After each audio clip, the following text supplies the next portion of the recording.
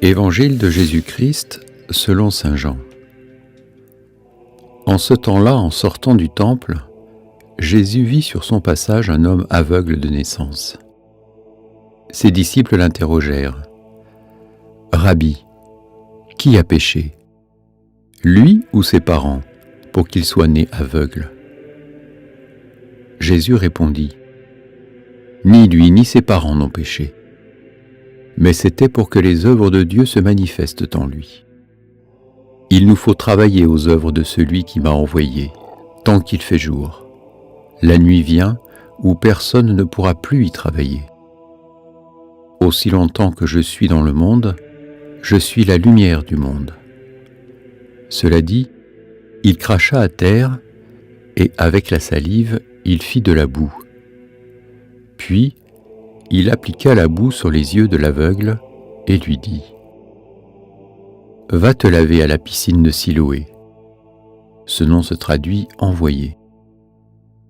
L'aveugle y alla donc, et il se lava. Quand il revint, il voyait. Ses voisins et ceux qui l'avaient observé auparavant, car il était mendiant, dirent alors « N'est-ce pas celui qui se tenait là pour mendier ?» Les uns disaient « C'est lui ». Les autres disaient « Pas du tout, c'est quelqu'un qui lui ressemble ». Mais lui disait « C'est bien moi ». Et on lui demandait « Alors comment tes yeux se sont-ils ouverts ?» Il répondit « L'homme qu'on appelle Jésus a fait de la boue. Il me l'a appliqué sur les yeux et il m'a dit « Va à Siloé et lave-toi ». J'y suis donc allé et je me suis lavé. Alors j'ai vu. » Ils lui dirent « Et lui, où est-il » Il répondit « Je ne sais pas. » On l'amène aux pharisiens, lui l'ancien aveugle. Or c'était un jour de sabbat que Jésus avait fait de la boue et lui avait ouvert les yeux. À leur tour, les pharisiens lui demandaient comment il pouvait voir. Il leur répondit « Il m'a mis de la boue sur les yeux, je me suis lavé et je vois. » Parmi les pharisiens, certains disaient « Cet homme-là n'est pas de Dieu, puisqu'il n'observe pas le repos du sabbat. » D'autres disaient « Comment un homme pécheur peut-il accomplir des signes pareils ?» Ainsi donc, ils étaient divisés. Alors il s'adresse de nouveau à l'aveugle. « Et toi, que dis-tu de lui, puisqu'il t'a ouvert les yeux ?»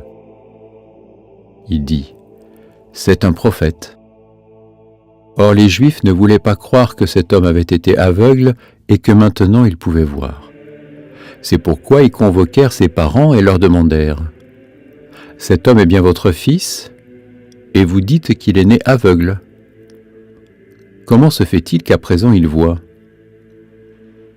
Les parents répondirent « Nous savons bien que c'est notre fils et qu'il est né aveugle. Mais comment peut-il voir maintenant ? Nous ne le savons pas. Et qui lui a ouvert les yeux ? Nous ne le savons pas non plus. Interrogez-le, il est assez grand pour s'expliquer. » Ses parents parlaient ainsi parce qu'ils avaient peur des Juifs. En effet, ceux-ci s'étaient déjà mis d'accord pour exclure de leurs assemblées tous ceux qui déclareraient publiquement que Jésus est le Christ. Voilà pourquoi les parents avaient dit « Il est assez grand, interrogez-le. » Pour la seconde fois, les pharisiens convoquèrent l'homme qui avait été aveugle et ils lui dirent « Rends gloire à Dieu. Nous savons, nous, que cet homme est un pécheur. » Il répondit « Est-ce un pécheur ? Je n'en sais rien. Mais il y a une chose que je sais. J'étais aveugle et à présent je vois. » Ils lui dirent alors « Comment a-t-il fait pour t'ouvrir les yeux ?» Il leur répondit « Je vous l'ai déjà dit, et vous n'avez pas écouté. Pourquoi voulez-vous m'entendre encore une fois ? Serait-ce que vous voulez, vous aussi, devenir ses disciples ?» Ils se mirent à l'injurier. C'est toi qui es son disciple, nous c'est de Moïse que nous sommes les disciples. Nous savons que Dieu a parlé à Moïse, mais celui-là nous ne savons pas d'où il est. » L'homme leur répondit, « Voilà bien ce qui est étonnant. Vous ne savez pas d'où il est, et pourtant, il m'a ouvert les yeux.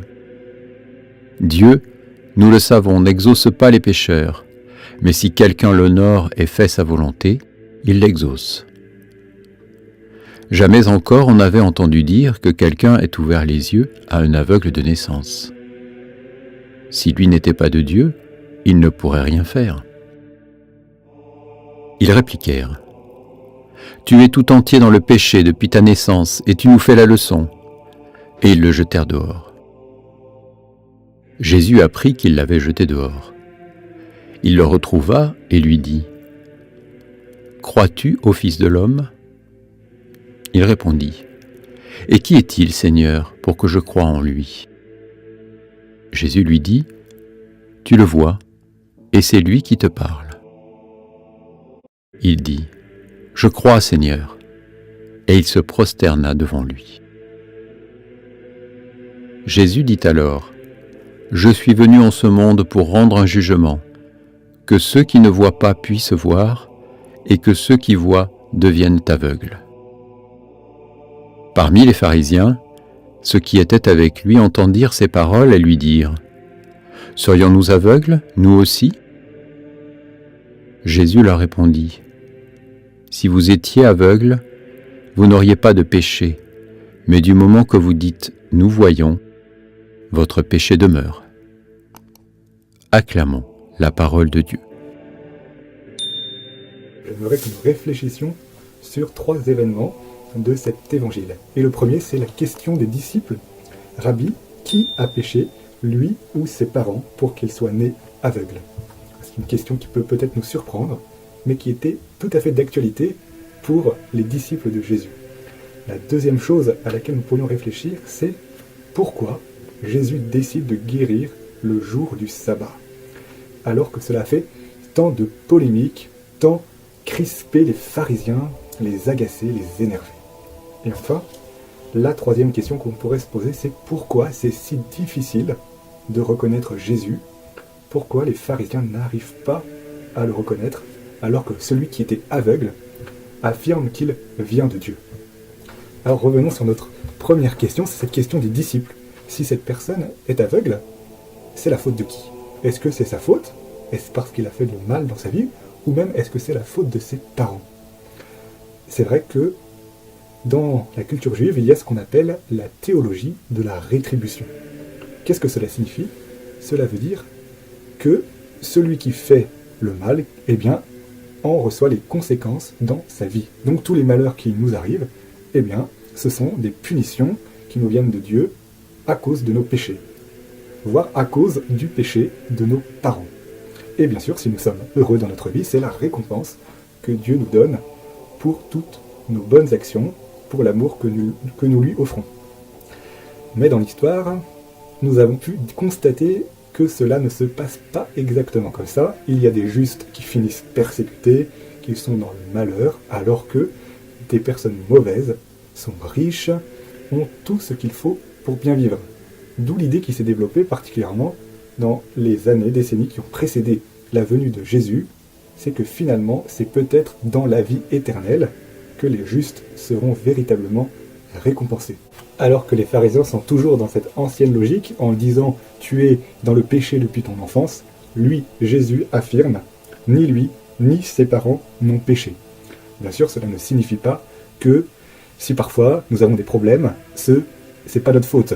Imaginons un enfant dont les parents disent « eh bien, tu vas faire du roller, ce serait bien, même je te demande de mettre des protections pour tes poignets. » Et là, pas de chance, l'enfant tombe et se casse le poignet. Eh bien, s'il s'est fait mal, s'il souffre, c'est bien par sa faute, c'est parce qu'il n'a pas obéi à ses parents. Mais nous comprenons donc que ce n'est pas parce que nous souffrons que c'est forcément que nous avons péché. Jésus continue, il nous dit « c'est pour que les œuvres de Dieu soient manifestées ». Qu'est-ce que cela signifie? Cela signifie que cet aveugle, en fait il est aveugle pour que Dieu le guérisse. Ce serait un petit peu sadique de la part de Dieu. Non, Cela signifie que Dieu tire parti de tout ce qui se passe. Ça veut dire que tous les malheurs qui nous arrivent, eh bien, Dieu peut les prendre pour les transformer en bien. Cela ne signifie donc pas que Dieu est content que nous ayons des malheurs, mais il peut les prendre sur lui et les transformer en bien. Et c'est ce qu'il va faire avec cet aveugle. Il va lui rendre la vue et ainsi manifester qui il est, le Fils de Dieu. Demandons-nous maintenant pourquoi Jésus guérit souvent le jour du sabbat, alors que cela crispe, cela rend furieux les pharisiens. Bien sûr, si nous nous reposons le 7e jour, c'est pour nous rappeler que Dieu s'est reposé après sa création. Mais aussi, c'est pour nous souvenir du retour d'Égypte. Lorsque le peuple était esclave, eh bien, Dieu est venu le libérer. Et ce jour de repos manifeste que désormais, nous ne sommes plus esclaves du travail, mais nous pouvons nous reposer. Bien sûr, si Dieu se repose, ce n'est pas parce qu'il nous laisse, il nous abandonne. Il continue à nous aimer même le jour du sabbat. Et donc il continue à faire du bien. Jésus pose souvent cette question. Est-il permis de faire le bien ou de faire le mal le jour du sabbat? Si votre enfant tombe dans un puits, est-ce que vous iriez le chercher? J'espère, chers jeunes, que vous espérez que vos parents iraient vous chercher, même si vous tombez dans le puits le dimanche. Voilà, ce jour du sabbat qui est pour nous le dimanche, c'est le jour où nous sommes invités avant tout à faire le bien, parce que nous sommes libres. Faire le bien, voilà ce que Jésus souhaite faire. Et c'est pour cela qu'il choisit de guérir particulièrement le jour du sabbat. Et alors nous, est-ce que nous profitons du dimanche pour faire le bien? Faire du bien autour de nous, faire du bien dans notre famille, à nos amis, prendre le temps de faire du bien. Bien sûr, faire du bien dans notre relation avec Dieu, en nous rendant, quand ce sera de nouveau possible, à la messe. Mais est-ce que nous cherchons à faire de notre dimanche un jour pour le bien? Voilà. Et enfin, la question finale, c'est pourquoi c'est si dur de comprendre que Jésus, c'est le Fils de Dieu, c'est le Christ? Pourquoi les pharisiens ne voient pas? Ils voient bien que cet aveugle a été guéri. En fait, comme c'est beaucoup trop compliqué pour eux d'accepter qu'il soit guéri, ils sont prêts à se dire, en fait, ce n'était pas lui, donc ils vont interroger ses parents. Mais est-ce que vous êtes sûr que c'est vraiment lui qui était aveugle? Ils ont le cœur complètement fermé parce que pour eux, Dieu ne peut pas faire le bien le jour du sabbat. Voilà. C'est incompréhensible. Pourtant, l'aveugle, lui, qui n'a pas vu Jésus, le reconnaît. À la fin de l'évangile, il lui dit « Crois-tu au Fils de l'homme » Alors il demande à Jésus « Mais qui est-il, Seigneur, pour que je croie en lui ?» Et Jésus lui dit « Tu le vois. » Alors là, il n'a pas dit « C'est moi qui t'ai guéri », non. Il a dit « C'est moi qui suis le Christ. » Et lui qui a reconnu que c'est forcément le Christ, le Messie qui doit le guérir, si c'est lui le Christ, c'est forcément lui qui l'a guéri. Voilà. En fait, c'est très simple. Il a un cœur qui ne s'est pas fermé. Et quand notre cœur est ouvert, forcément, on reconnaît Jésus. Alors bien, moi aussi, je t'invite à ouvrir ton cœur pour reconnaître Jésus. C'est lui qui t'aime, c'est lui qui t'a sauvé, c'est lui qui te donne la vie. Veux-tu croire en lui? Veux-tu ouvrir tes yeux pour qu'il puisse être reconnu, pour qu'il puisse donc venir dans ta vie? Voilà, chers jeunes, un peu tous ces éléments de réflexion. Si nous sommes dans le malheur parfois, c'est pas forcément parce que nous avons péché. Bien sûr, des fois c'est notre faute, mais donc il ne faut pas nous décourager. Il faut garder l'espérance que le Seigneur vient à notre secours, et particulièrement en ces temps troublés. Ensuite, le Christ, Dieu, veut nous faire du bien tous les jours de la semaine, et particulièrement le dimanche. C'est pour ça qu'elle nous invite à faire rencontre. Et toi, est-ce que tu veux faire particulièrement du bien autour de toi le dimanche?